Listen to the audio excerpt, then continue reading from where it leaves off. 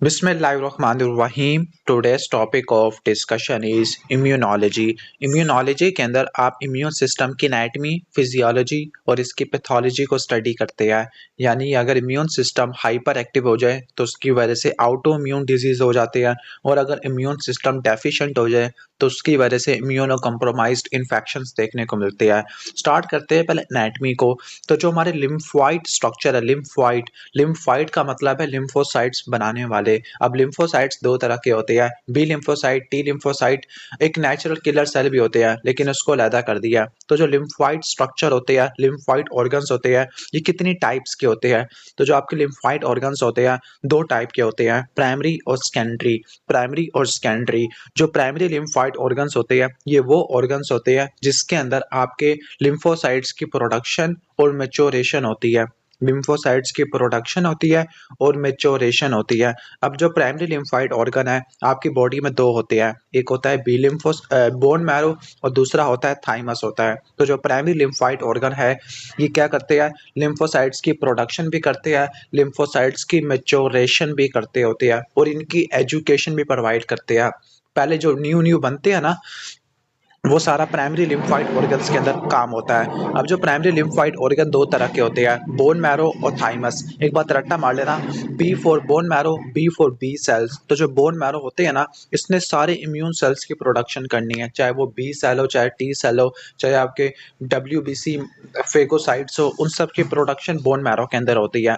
लेकिन जो मैच्योरेशन होती है बी सेल्स की, वो भी सिर्फ और सिर्फ बोन मैरो में होती है। तो बी फॉर बोन मैरो और बी फॉर बी सेल। तो जो बी सेल की मैच्योरेशन बोन मैरो के अंदर होती है, जबकि टी सेल की मैच्योरेशन थाइमस में होती है। इन शॉर्ट के जो बी लिम्फोसाइट्स होते हैं ये बोन मैरो के अंदर प्रोड्यूस होते हैं और बोन मैरो के अंदर ही मैच्योर हो जाते हैं।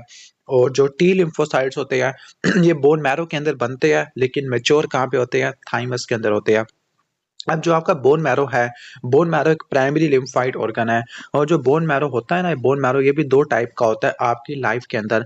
मोस्टली जब आप पैदा होते हो तो जो बोन मैरो होता है वो रेड टाइप का होता है। यानी जो बोन मैरो है वो दो टाइप का होता है, रेड होता है और दूसरा येलो होता है। जो रेड बोन मैरो है ये मेन बोन मैरो है। यानी जिस बोन मैरो ने, जिस हड्डी के गूदे ने बोन्स की फॉर्मेशन करनी है, सेल्स की फॉर्मेशन करनी है, ब्लड सेल्स की प्रोडक्शन करनी है, वो रेड मैरो होता है। तो जो रेड मैरो वो पैरेन्काइमा होता है, और जो येलो मैरो होता है वो एक स्ट्रोमा होता है, वो कनेक्टिव टिश्यू होता है। जो रेड मैरो है इसके अंदर हिमेटोपोइटिक स्टेम सेल्स होते हैं जिनका फंक्शन है सारे ब्लड सेल्स को बनाना, जबकि येलो बोन मैरो के अंदर सिर्फ और सिर्फ फैटी टिश्यू होता है, सपोर्टिव होता है। जब आप पैदा होते हो तो जो मोस्टली बोन मैरो है वो रेड टाइप का होता है, और जैसे जैसे एज बढ़ती रहती है ये येलो बोन मैरो के साथ रिप्लेस हो जाता है। डैट मीन्स कि अगर ओल्डर अडल्ट आएगा आपके पास, ओल्डर अडल्ट आएगा, कोई अगर एल्डरली पेशेंट है जिसका लॉन्ग बोन का फ्रैक्चर है, फॉर एग्जांपल कोई फीमर का या टिबिया का फ्रैक्चर है, तो उसके अंदर येलो बोन मैरो काफ़ी ज़्यादा होती है। जो येलो बोन मैरो है उसमें फैटी टिश्यू होता है, जब फैटी टिश्यू निकलेगा ब्लड के अंदर तो वो फैट इम्बोलिज्म करवा देगा। That is Y elderly patient के अंदर आपको रेड मैरो कम होती है, येलो मैरो ज़्यादा होती है। That is why fracture of long bones can lead to fat embolism. तो ये था बोन मैरो के बारे में। अब हम पढ़ लेते हैं थाइमस के बारे में। और जब भी आप थाइमस का वर्ड सुनते हो तो आपके जहन में एक डिजीज आ जाता है। यानी जो थाइमस का जो ट्यूमर है उसको थाइमोमा कहते हैं, और जो थाइमोमा होता है ना ये आपको एक डिजीज के साथ एसोसिएटेड मिलता है जिसका नाम है माइस्थीनिया ग्रेविस, जिसमें टॉसिस आपको देखने को मिलती है, प्रॉक्सिमल मसल की वीकनेस आपको देखने को मिलती है। क्लियर? तो जो थाइमस होता है, थाइमस भी एक प्राइमरी लिम्फोइड ऑर्गन होता है। अब जो थाइमस होता है ना, थाइमस एक कहाँ से निकलता है? थाइमस एक थर्ड फेरेंजियल पाउच से निकलता है। थर्ड फेरेंजियल पाउच से निकलता होता है थाइमस। क्लियर? तो ये आपने रट्टा मार लेना है। अब हम बात करें जो थाइमस, थाइमस होता क्या है? थाइमस के बारे में कुछ एमसीक्यूज पॉइंट बता देता हूँ। थाइमस एक प्राइमरी लिम्फोइड ऑर्गन होता है। थाइमस थर्ड फेरेंजियल पाउच की एपिथेलियम से निकलता है। थाइमस इनकैप्सुलेटेड होता है। थाइमस बाइलोब्ड ऑर्गन है, इसके दो लोब्स होते हैं। थाइमस कहाँ पड़ा होता है? थाइमस इंटीरियर मीडियस्टिनम पे पड़ा होता है। दैट इज वाई अगर बच्चों में एक्सरे कराए तो आपको थाइमस इतना अच्छा खासा नजर आ जाएगा। लेकिन जैसे जैसे एज बढ़ती रहती है थाइमस में एट्रफी देखने को मिलती है, थाइमस का साइज कम होना शुरू हो जाता है। दैट इज़ वाई जो बूढ़े पेशेंट है ना, एल्डरली पेशेंट के अंदर थाइमस आपको बिल्कुल भी नज़र नहीं आएगा, और एल्डरली पेशेंट के अंदर येलो मैरो आपको ज़्यादा देखने को मिलेगा। अब थाइमस का मेन फंक्शन क्या होता है? थाइमस का मेन फंक्शन है टी सेल्स की मैच्योरेशन करना। टी सेल्स या टी लिम्फोसाइट्स बनते कहाँ पे है? बोन मैरो के अंदर। लेकिन उसकी डिफरेंशिएशन और मैच्योरेशन कहाँ पे होती है? डिफरेंशिएशन और मैच्योरेशन आपकी कहाँ पे होती है? ये आपके थाइमस में होती है। अभी हम टी लिम्फोसाइट्स वाले टॉपिक में पढ़ेंगे कि जैसे टी लिम्फोसाइट जब वो आउटर कॉर्टेक्स से इनर मेडुला में जाते हैं, बाहर वाला कॉर्टेक्स है, इनर मेडुला है, तो इनकी डिफरेंशिएशन और मैच्योरेशन हो जाती है। क्लियर? उम्मीद है कि समझ आ गया होगा। तो ये था हमारे बारे में। बाकी हम इसके थाइमस वाले टॉपिक के अंदर भी अच्छे से कवर कर लेंगे। सप्लीन वाला टॉपिक है, बल्कि ये थाइमस वाला टॉपिक आ गया। मैं थाइमस वाला टॉपिक को यहीं पे एक्सप्लेन कर देता हूँ। दोबारा बता देता हूँ थाइमस कहाँ पड़ा होता है। थाइमस एक एंटीरियर और एंटीरियर के भी सुपीरियर मीडियस्टिनम में पड़ा होता है। प्राइमरी लिम्फाइट ऑर्गन है। थर्ड फ्रेंजियल पाउच के एपिथेलियम से बनता है। इनकैप्सुलेटेड होता है। बाइलोब्ड होता है, 2 लोब्स होते हैं। एंटीरियर मीडियस्टिनम में पड़ा होता है। बच्चों के अंदर ये काफ़ी बड़ा होता है। एल्डरली पेशेंट में एट्रोफी आपको देखने को मिलती होती है। मेन फंक्शन क्या है? टी सेल्स की डिफरेंशिएशन और मैच्योरेशन करना। और जो थाइमस सेल्स के ट्यूमर को थाइमोमा कहते हैं। और जो थाइमोमा होता है ना, किन किन डिजीज़ के साथ एसोसिएटेड होता है? एक तो बता दिया माइस्थीनिया ग्रेविस। इसके अलावा सुपीरियर वेना कैवा सिंड्रोम भी करवा सकता है, क्योंकि सुपीरियर वेना कैवा को ऑब्स्ट्रक्ट कर सकता है।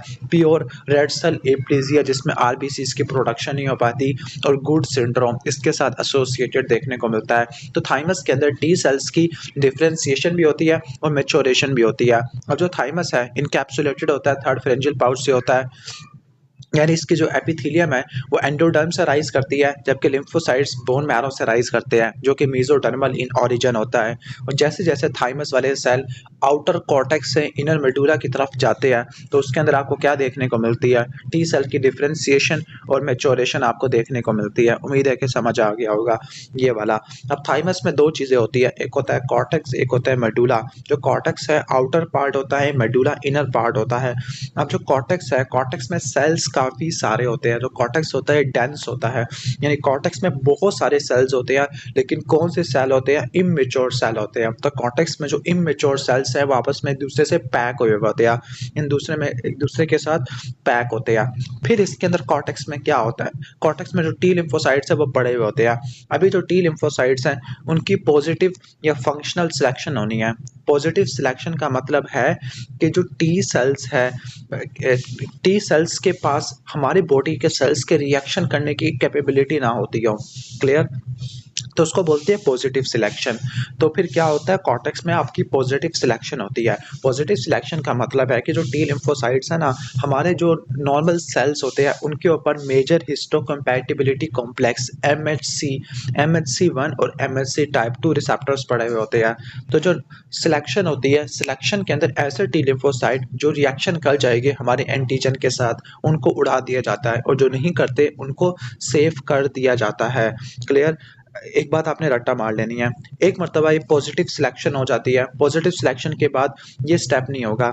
ऐसे इमैच्योर टी लिम्फोसाइट जो पॉजिटिव सिलेक्शन को फेल कर जाते हैं, पॉजिटिव सिलेक्शन का मतलब है कि हमारे एंटीजन के खिलाफ रिस्पॉन्ड कर जाते हैं, तो उनको एपोप्टोसिस हो जाती है। क्लियर? तो ये बात आपने रट्टा मार लेना है। अब इसके बाद हम आगे चलते होते हैं। नेक्स्ट हम आगे ये उम्मीद है कि समझ आ गया होगा कॉर्टेक्स के बारे में। तो जो कॉर्टेक्स होता है डेंस होता है। कॉर्टेक्स में इमैच्योर टी लिम्फोसाइट्स होते हैं। जो मेडुला होता है ना, मेडुला में मैच्योर टी लिम्फोसाइट्स होते हैं। इसके अलावा हैसेल्स, कार्पसल भी आपको देखने को मिलते हैं। इसके अलावा ये भी बता चुका हूँ कि बच्चों के अंदर थाइमस काफ़ी बड़ा होता है, सेल शेप्ड होता है। सेल शेप्ड, अगर आपको यहाँ से दिखाऊँ, सेल शेप्ड होता है। बाइलोब्यूलर स्ट्रक्चर आपको देखने को मिलता होता है। तो एक बात रट्टा मार लेना, कॉर्टेक्स के अंदर क्या होती है? कॉर्टेक्स के अंदर आपको क्या देखने को मिलती है? कॉर्टेक्स के अंदर आपको पॉजिटिव सिलेक्शन आपको देखने को मिलती होती है। क्लियर? तो आपने रट्टा मार लेना है ये वाला। नेक्स्ट हम आगे चलते हैं। अच्छा, एक और बात रट्टा मार लेना, कॉर्टेक्स के अंदर ऐसे जो टी लिम्फोसाइट्स होते हैं जो हमारे बॉडी के एंटीजन के खिलाफ रिस्पॉन्ड कर जाते हैं, उनको उड़ा दिया जाता है। ठीक हो गया। अब एक मर्तबा सिलेक्शन हो गया है, सिलेक्शन होने के बाद जब मैच्योर हो गए तो ऐसे टी लिम्फोसाइट जो आपके MHC टाइप 1 के साथ बाइंड करेंगे तो वो साइटोटॉक्सिक किलर सेल में डिफरेंशिएट हो जाएंगे, और ऐसे सेल जो कि टाइप 2 के साथ बाइंड करते हैं तो वो CD4 या हेल्पर में डिफरेंशिएट हो जाते हैं। ये तो आपको पहले भी बताया था 4 × 2 के जो हेल्पर सेल्स होते हैं ये MHC टाइप 2 मॉलिक्यूल को रिस्पॉन्ड करते हैं, और जो किलर सेल होते हैं MHC टाइप 1 को रिस्पॉन्ड करते हैं। उम्मीद है कि समझ आ गया होगा कॉर्टेक्स में कौन सी सिलेक्शन होती है। कॉर्टेक्स के अंदर पॉजिटिव सिलेक्शन होती है, आपने रट्टा मार लेना, एक्स्ट्रा चीज बता रहा हूँ। इसके बाद आता है कॉर्टेक्स के बाद मेडुला, लेकिन कॉर्टेक्स और मेडुला इसके दरमियान में क्या होता है, कॉर्टिको मेडुलरी जंक्शन होता है। कॉर्टिको मेडुलरी जंक्शन ये वो एरिया है जहाँ पर नेगेटिव सिलेक्शन होती है। नेगेटिव सिलेक्शन का क्या मतलब है, नेगेटिव सिलेक्शन से आप ऐसे सेल को डिस्ट्रॉय कर देते हैं जो हमारे ही एंटीजन को फॉरेन इन्वेडर्स के तौर पर आ, ठीक हो गया। हम्म, हमारे ही एंटीजन को फॉरेन इन्वेडर्स के तौर पे शो करना शुरू कर देते हैं। फॉरेन इन्वेडर्स यानी अपने ही बॉडी के एंटीजन को एज अ फॉरेन एंटीजन दिखाना शुरू कर देते हैं। अब जो नेगेटिव सिलेक्शन है ये बहुत इंपॉर्टेंट है as compare to positive selection, because अगर नेगेटिव सिलेक्शन ना होती तो ऑटोइम्यून डिजीज भी प्रिवेंट ना हो सकते। तो नेगेटिव सिलेक्शन के अंदर ऐसे टी लिम्फोसाइट जो हमारी बॉडी के सेल्स को डिस्ट्रॉय कर सकते हैं तो उनको उड़ा दिया जाता है। अगर ये नेगेटिव सिलेक्शन ना हो तो जो आपके जो साइटोटॉक्सिक या हेल्पर टी सेल्स है बॉडी को डिस्ट्रॉय करना शुरू कर देंगे, ऑटोइम्यून डिजीज करना शुरू कर देंगे। तो एक बात रट्टा मार लेना, पहले टी सेल में क्या होती है, पॉजिटिव सिलेक्शन होती है। पॉजिटिव सिलेक्शन के अंदर वो MHC टाइप 1 और टाइप 2 मॉलिक्यूल के साथ बाइंड नहीं करता, जो बाइंड कर जाएगा वो मर जाएगा, जो नहीं करेगा वो अगले स्टेप में आ गया, नेगेटिव सिलेक्शन में आ गया। फिर नेगेटिव सिलेक्शन के अंदर अपने बॉडी के एंटीजन प्रेजेंट किए जाएंगे, अगर बाइंडिंग कर गया वो तो फिर उसकी एपोप्टोसिस हो जाती है। क्लियर, तो ये बात आपने रट्टा मार लेनी है। कुछ ऐसे लिम्फोसाइट्स होते हैं टी लिम्फोसाइट जो कि इस स्टेप को क्रॉस कर जाते हैं, लेकिन फिर आपकी बॉडी में जो दूसरे सेल्स हैं लाइक रेगुलेटरी टी सेल्स है वो इनको उड़ा देते हैं। क्लियर, तो उम्मीद है कि आपको समझ आ गया होगा। अगर ये नेगेटिव सिलेक्शन फेल हो गई तो फिर ऑटोइम्यून डिजीज डेवलप होना शुरू हो जाएगी। अब आता है मेडुला। मेडुला क्या होता है, पेल होता है, कॉर्टेक्स डेंस होता है। मेडुला में सेल्स की डेंसिटी कम होती है, कॉर्टेक्स में सेल की डेंसिटी ज्यादा होती है। कॉर्टेक्स में इमेच्योर टी लिम्फोसाइट्स होते हैं, मेडुला के अंदर मैच्योर टी लिम्फोसाइट्स होते हैं। कॉर्टेक्स में नेगेटिव पॉजिटिव सिलेक्शन होती है, मेडुला में ऑलरेडी पॉजिटिव नेगेटिव हो चुकी होती है। उम्मीद है कि समझ आ गया होगा। This was all about thymus. अच्छा, तो थाइमस के दो डिजीजेस के बारे में पढ़ लेते हैं। तो जो थाइमस होता है इसमें टी लिम्फोसाइट्स की मैच्योरेशन होती है और सारा डिफरेंशिएशन भी होती है कि इसने हेल्पर में कन्वर्ट होना है, रेगुलेटरी बनना है, साइटोटॉक्सिक बनना है। तो अगर इसका ट्यूमर हो तो उसको थाइमोमा कहते हैं, और ये myasthenia gravis, superior vena cava syndrome, pure red cell aplasia और गुड सिंड्रोम के साथ एसोसिएटेड है। और अगर थाइमस एब्सेंट हो या हाइपोप्लास्टिक हो तो वो आपको सीवियर कंबाइंड इम्यूनोडेफिशिएंसी सिंड्रोम में और डाइजॉर्ज सिंड्रोम में देखने को मिलता है। उम्मीद है कि समझ आ गया होगा। This was all about the thymus. तो ये था primary lymphoid organ, bone marrow था और आपको मैंने थाइमस के बारे में बता दिया। तो ये था प्राइमरी लिम्फोइड ऑर्गन। अब जो सेकेंडरी लिम्फोइड ऑर्गन्स होते हैं ये वो जगह होती है जहाँ पे लिम्फोसाइट्स की डिफरेंशिएशन होती है, जहाँ पे लिम्फोसाइट्स की डिफरेंशिएशन होती है। मतलब है कि उनकी स्पेसिफिसिटी बढ़ जाती है। डिफरेंशिएशन का मतलब है उनकी स्पेसिफिसिटी बढ़ जाती है और इनकी एक्सपांशन होती है। एक्सपांशन का क्या मतलब होता है, एक्सपांशन का मतलब होता है कि इनका नंबर बढ़ जाता है। तो प्राइमरी के अंदर लिम्फोसाइट बने और मैच्योर हो गए, सेकेंडरी के अंदर मजीद डिफरेंशिएशन होती है कि क्या स्पेसिफिसिटी बननी है, कौन से स्पेसिफिक सेल बनने हैं, और इनकी एक्सपांशन होती है, नंबर बढ़ जाता है। और ये एंटीजन डिपेंडेंट फैशन से होता है। एंटीजन डिपेंडेंट फैशन का मतलब है कि जब एंटीजन आएगा उसके रिस्पॉन्ड में स्पेसिफिक सेल की डिफरेंशिएशन या स्पेसिफिक सेल की एक्सपांशन होगी। उम्मीद है कि समझ आ गया होगा कि जो प्राइमरी लिम्फोइड ऑर्गन है वो एंटीजन इंडिपेंडेंट काम करते हैं, वो बनाते रहते हैं बेशक कोई एंटीजन हो या ना हो।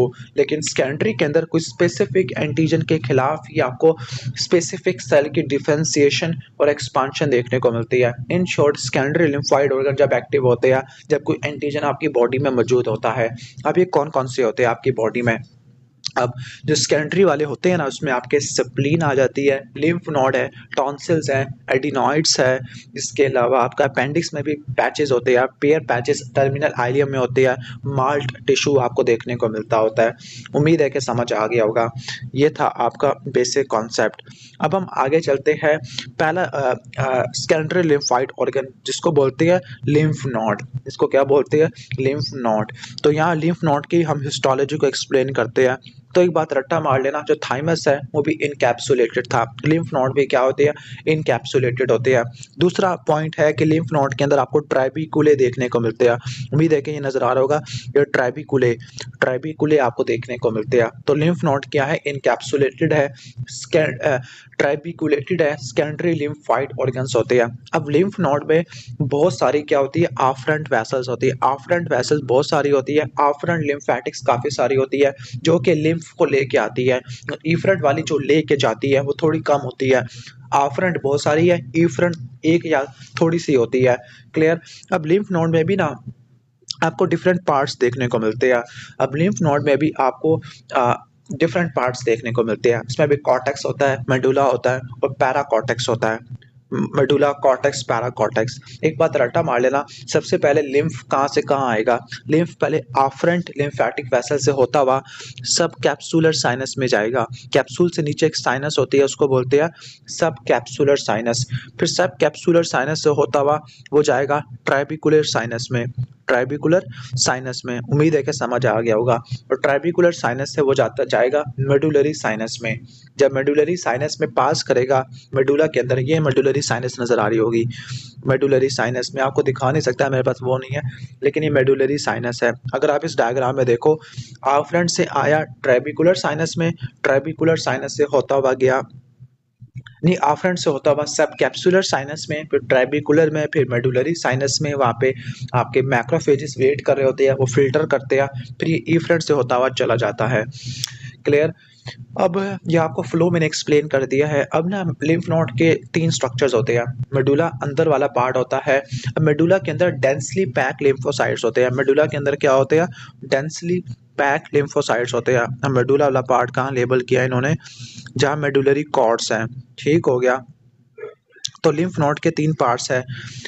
इनर पार्ट मेडुला, जिसमें डेंसली पैक लिम्फोसाइट्स होते हैं और इसमें साइनसिस भी होती है। छोटी छोटी जो ब्लड वेसल, बड़ी बड़ी कैपिलरीज को साइनसिस कहते हैं, और उन साइनसिस के अंदर मैक्रोफेजेस आपको देखने को मिलते हैं। और लिम्फ नोड्स के मैक्रोफेजेस को हिस्टियोसाइट्स भी कहते होते हैं। क्लियर? दूसरा पैराकॉर्टेक्स होता है। पैराकॉर्टेक्स एक डीप एरिया होता है जहाँ पे एक बड़ी हाई एंडोथेलियल वेन्यूल होती है। ये वो वेन्यूल है, पैराकॉर्टेक्स यहाँ पे नजर आ रहा होगा।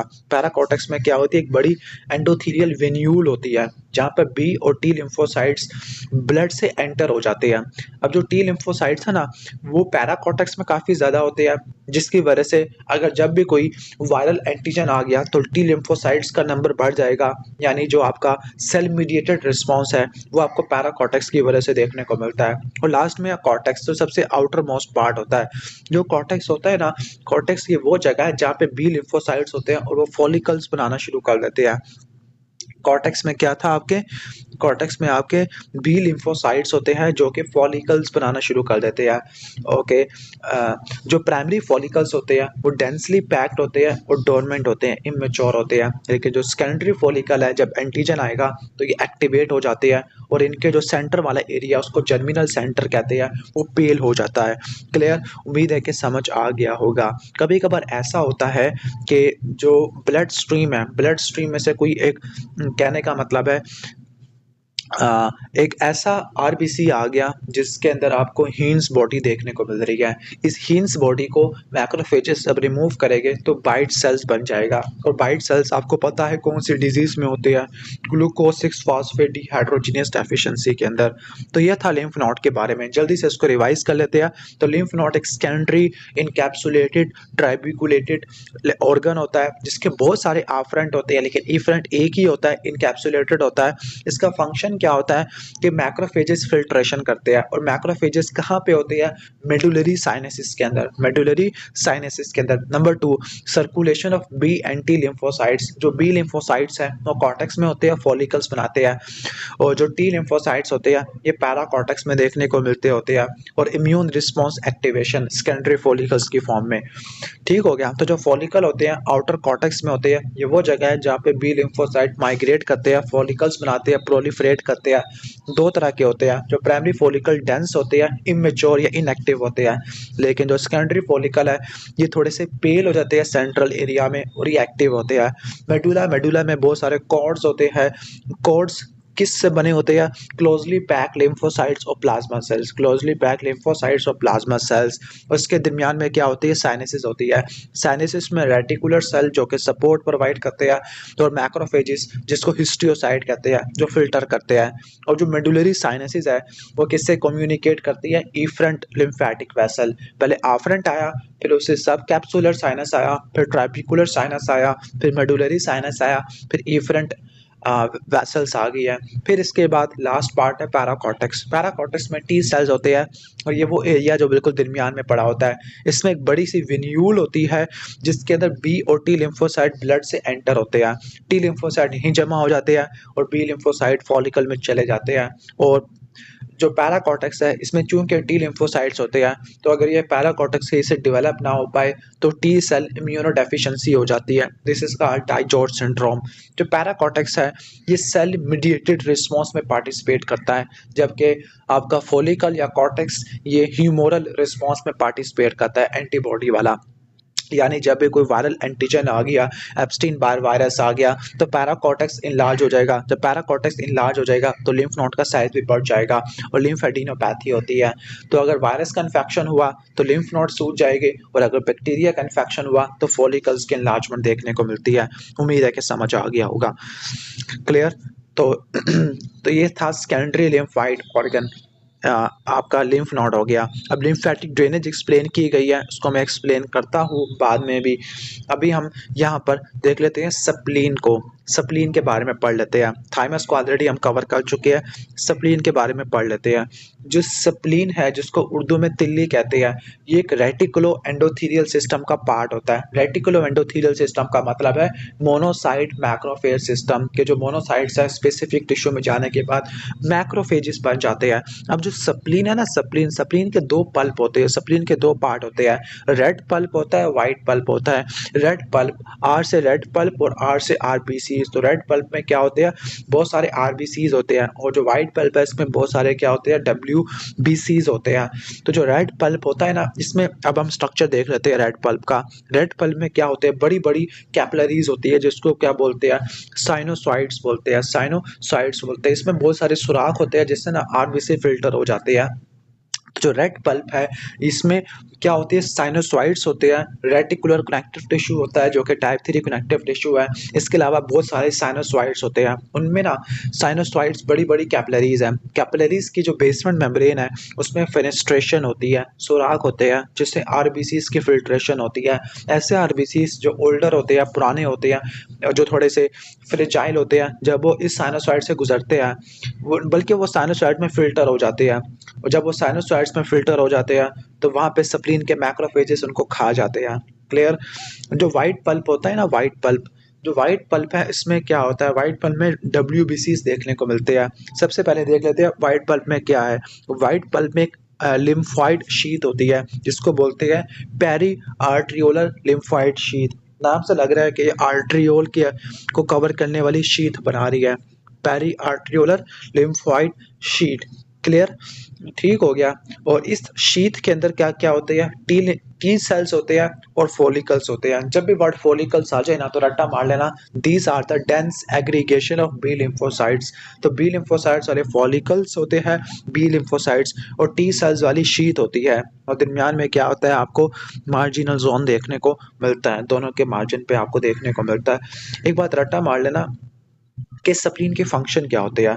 स्प्लीन ने क्या करना? स्प्लीन ने आपके बॉडी में ब्लड को स्टोर करना होता है। स्प्लीन ने काफ़ी सारे ब्लड को स्टोर करना होता है। क्लियर? तो ये आपने रट्टा मार लेना। और काफ़ी सारे ब्लड को स्टोर करना है, स्पेसिफिकली काफ़ी सारे प्लेटलेट्स को स्टोर करना है। डैट मीन्स कि क्या हुआ कि अगर आप स्प्लीन को निकालोगे ना तो जो प्लेटलेट स्प्लीन के अंदर थे वो सारे के सारे कहाँ चले जाएंगे, ब्लड स्ट्रीम में चले जाएंगे, जिसको बोलते हैं थ्रोम्बोसाइटोसिस। तो जब स्प्लीन को निकालोगे तो थ्रोम्बोसाइटोसिस हो जाएगा, क्योंकि स्प्लीन ने अच्छे खासे प्लेटलेट्स को स्टोर किया हुआ था। नंबर 2, होवल जैली बॉडीज देखने को मिलती है। होवल जैली बॉडीज क्या होती है, न्यूक्लियर रेमिनेंट्स होते हैं आरबीसीज के, उसको बोलते हैं होवल जैली बॉडीज। नंबर 3, जब आप स्प्लीन को निकालोगे तो आपके इनकैप्सुलेटेड ऑर्गन्स के इन्फेक्शन बढ़ जाते हैं। वो कौन कौन से होते हैं, निमोनिक है, Shin, Streptococcus pneumoniae, haemophilus influenza और नेजेरिया मेनिंजाइटिस। उम्मीद है कि समझ आ गया होगा।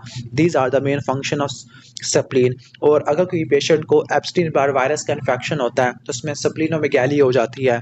जब स्प्लीनोमेगाली होती है तो स्प्लीन के रप्चर होने के चांसेस ज़्यादा होते हैं। That is Y infectious mononucleosis में आप कहते हो कि आपने क्या नहीं करना, आपने कॉन्टैक्ट स्पोर्ट्स को अवॉइड करना है, कॉन्टैक्ट स्पोर्ट्स को अवॉइड करना है। क्लियर। तो infectious mononucleosis Ebstein Barr virus की वजह से होता है, जिसमें आपको सर्वाइकल लिम्फेडिनोपैथी देखने को मिलती है क्योंकि वायरस है, पैराकॉर्टेक्स इनलार्ज हो जाता है। और आपको स्प्लीनोमेगाली देखने को मिलती है क्योंकि यहाँ पे भी टी सेल्स देखने को मिलते हैं पेरी आर्ट्रियोलर लिम्फोइड शीथ के अंदर। तो उम्मीद है कि आपको समझ आ गया होगा स्प्लीन के बारे में। तो स्प्लीन लेफ्ट अपर क्वाड्रेंट में होती है, एंटीरियर लैटरल होती है, लेफ्ट किडनी के आगे पड़ी होती है, 9वीं 10वीं 11वीं रिब से प्रोटेक्टेड है। दैट मींस जब ये पसलियां टूटेगी तो स्प्लीन भी उड़ जाएगी। स्प्लीनिक डिसफंक्शन के स्प्लीन काम करना बंद कर गई है, या तो आपने खुद स्प्लीन को निकाल दिया या फिर सिकल सेल एनीमिया की वजह से आउटोस्प्लीनेक्टमी हो गई है कि सिकल सेल एनीमिया में जो सिकल्ड आरबीसीज है ना स्प्लीन को डैमेज कर देते हैं। जब स्प्लीनिक डिसफंक्शन होगा ना तो फिर आईजीएम की प्रोडक्शन कम हो जाएगी क्योंकि बी लिम्फोसाइट्स के फॉलिकल्स होते हैं। जब आईजीएम कम होगा तो कॉम्प्लीमेंट की एक्टिवेशन नहीं हो पाएगी, जब कॉम्प्लीमेंट की एक्टिवेशन नहीं हो पाएगी C3b कम होगा, जब C3b कम होगा तो ऑप्सोनाइजेशन नहीं हो पाएगी, जब ऑप्सोनाइजेशन नहीं हो पाएगी ना तो इनकैप्सुलेटेड ऑर्गेनिज्म के इन्फेक्शन बढ़ जाते हैं। For example streptococcus pneumoniae, haemophilus influenzae, neisseria meningitidis. तो जिस पेशेंट में स्प्लीनेक्टमी करते हैं, जिस पेशेंट में स्प्लीन नहीं होती, उस पेशेंट में थ्रोम्बोसाइटोसिस हो जाता है क्योंकि स्प्लीन का सेक्वेस्ट्रेशन वाला या स्टोर करने वाला फंक्शन खत्म हो गया है और रिमूवल वाला फंक्शन भी खत्म हो गया है। लिम्फोसाइटोसिस हो जाएगा, टारगेट सेल्स आपको देखने को मिलेगा और होवल जाली बॉडीज देखने को मिलेगा। दैट इज वाई जिस पेशेंट में स्प्लीनेक्टमी कर दी है आपने, उसमें आपने वैक्सीनेशन करनी है 3 ऑर्गेनिज्म की, नीमोकोकस, हीमोफिलस इन्फ्लुएंजा और नेजेरिया मेनिंजाइटिस है।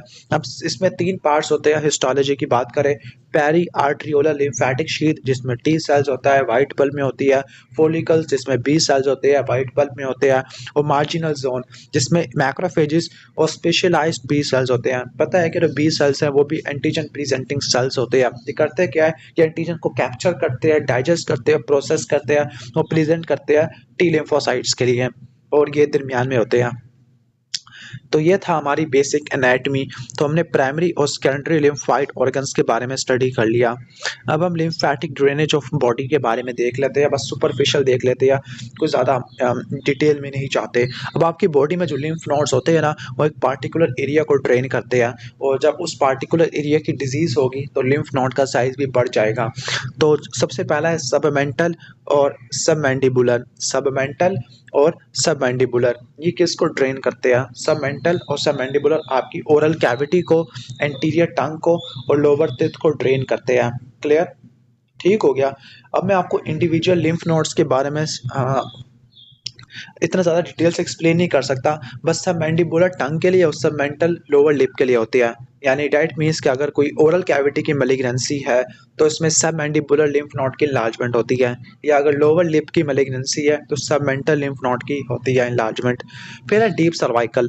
Deep cervical head and neck और ओरोफेरिंग्स के लिए होते हैं। डैट मीन्स कि अगर कोई अपर रिस्पिरेटरी ट्रैक इन्फेक्शन है, फ्रेंजाइटिस है, infectious mononucleosis, Ebstein Barr virus की वजह से, तो इसमें सर्वाइकल लिम्फेडिनोपैथी होती है। कावासाकी डिजीज जिसमें आपको फीवर है देखने को मिलता है, रैशेस देखने को मिलते हैं, एडीमा देखने को मिलता है, और malignancy of head and neck, इस केस में आपको डीप सर्वाइकल लिम्फ नोड की इनलार्जमेंट होती है। फिर है सुप्राक्लैविकुलर। सुप्राक्लैविकुलर ना बहुत इंपॉर्टेंट लिम्फ नोड है क्योंकि ये आपके जीआईटी की मैलिग्नेंसी या टेस्टिस की मैलिग्नेंसी में राइज कर जाते हैं।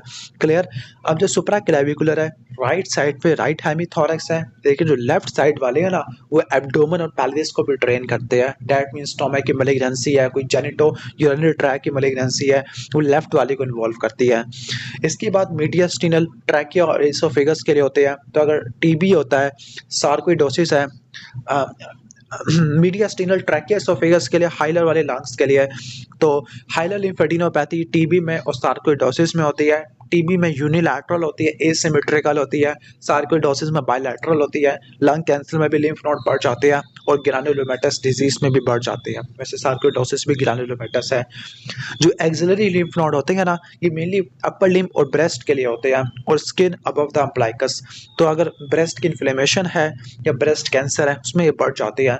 एपिट्रोक्लियर ये हैंड्स के लिए और फोर आर्म के लिए होते हैं और ये सेकेंडरी सिफिलिस में बढ़ जाते हैं। प्राइमरी सिफिलिस में चैंकर होते हैं, सेकेंडरी सिफिलिस में लिम्फेडिनोपैथी और रैशेस देखने को मिलते हैं। टर्शरी के अंदर आपको ओब्लिटरेटिव एंडार्ट्राइटिस देखने को मिलता होता है। वैजावजोरम का सीएनएस को सीवीएस को इन्वॉल्व कर जाती है। इसके बाद जीआईटी के सिलिक वाले हैं, ये फोरगट के लिए, सुपीरियर मिजेंटेरिक मिड गट के लिए, इंफीरियर मिजेंटेरिक आपके हाइंड गट के लिए होते हैं और ये आपकी मैलिग्नेंसी में बढ़ जाते हैं। सिलिक डिजीज में भी बढ़ जाते हैं, आईबीडी में और लिम्फेडिनाइटिस में। इसके बाद पेरी एम्प्लाइकल लिम्फ नोड है जिसको सिस्टर मैरी जोसेफ नोड्यूल कहते हैं, ये स्टोमक के कैंसर में बढ़ जाते हैं। पैरा आयोटिक वाले ये टेस्टिस के कैंसर, ये टेस्टिस को ड्रेन करते हैं, ओवरी को, गुनेट्स को करते हैं, किडनी को करते हैं और जेनिटो यूरिनरी ट्रैक्ट को करते हैं, तो इनके कैंसर में बढ़ जाते हैं। External iliac, body of uterus, cervix और सुपीरियर ब्लैडर। एक बात रट्टा मार लेना, फंडस ऑफ यूट्रस इसके लिए पैरायोटिक है, बॉडी ऑफ यूट्रस और सर्विक्स इसके लिए एक्सटर्नल इलियक होते हैं, जबकि नीचे सर्विक्स और प्रोक्सिमल वजाइना इसके लिए इंटरनल इलियक है और डिस्टल वजाइना वुल्वा इनके लिए कौन से होते हैं, सुपरफिशियल इंग्वाइनल होते हैं। उम्मीद है कि समझ आ गया होगा। लास्ट पे पोप्लिटियल है, पोपलेटरल से रट्टा मारना है, तो ये डोर्सोलैटरल फुट के लिए होते हैं और पोस्टीरियर काफ के लिए होते हैं। पोस्टीरियर काफ के लिए पोप से पोस्टीरियर काफ और लैटरल से क्या बनेगा, डोर्सोलैटरल कफ। तो अगर फुट का सेलुलाइटिस है, लैटरल फुट का या काफ का, लेग का सेलुलाइटिस है, उसमें ये बढ़ जाते हैं। क्लियर, ये बात आपने रट्टा मार लेनी है।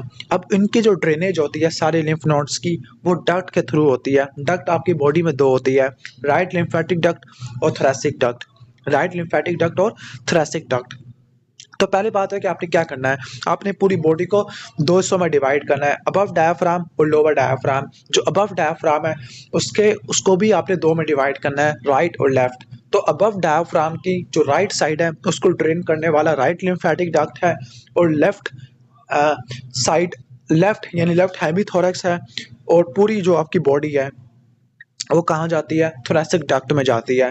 चाहे वो थोरैसिक डक्ट है या लिम्फेटिक डक्ट है, उसने कहाँ ड्रेन होना है, जब राइट सबक्लेवियन और इंटरनल जुगुलर इसका जंक्शन होता है तो उसके दरमियान में इन्होंने आके ड्रेन होना होता है। एक बात रट्टा मार लेना कि राइट सबक्लेवियन और इंटरनल जुगुलर वेन इन दोनों ने मिलकर क्या बनाना है, ब्रेकियोसेफलिक वेन, दो ब्रेकियोसेफलिक ने सुपीरियर वेना कैवा बनाना है। ठीक हो गया, तो ये आपने रट्टा मार लेना है। और थोरैसिक डक्ट किस ओपनिंग से पास करती है, आयोर्टिक ओपनिंग से पास करती है, T12 के लेवल पे होती है।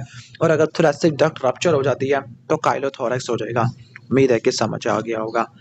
क्लियर, तो ये आपने रट्टा मार लेना है। अच्छा, कुछ लिम्फ नोड आपके नॉन पाल्पेबल होते हैं, लाइक यहाँ पर एक्सटर्नल इलियक है, नॉन पाल्पेबल है। इसके अलावा हाइलर है, ये भी नॉन पाल्पेबल होते हैं। ठीक हो गया, तो उम्मीद है कि पूरा एनाटमी आपको अच्छे से समझ आ गई होगी।